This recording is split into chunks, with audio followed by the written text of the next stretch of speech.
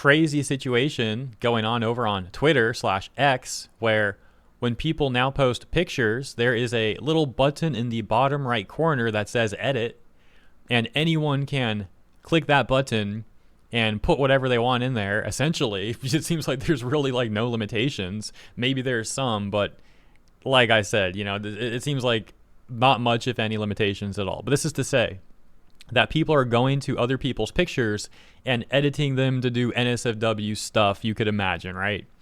And so this has caused women to go to war with each other, because half the women are actually doing this to themselves. They're posting their own pictures and then going edit and saying things like, hey Grok, remove my shirt. Hey Grok, turn me around. Hey Grok, blah, blah, blah. Anything that's making it more sexualized. And then the other half of the women are calling out those women, saying that they shouldn't be doing this and that this is like enabling patriarchy and enabling like men to sexualize them and, all that stuff. For example, this account Yumi got a lot of attention on this set of tweets where she said, why are we as girls asking Grok to undress us? I don't get how this became normalized. This app is cooked.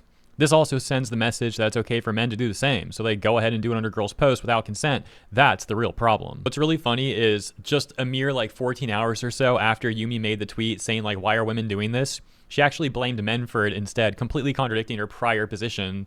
And she got called out so much in the responses that she actually deleted that tweet.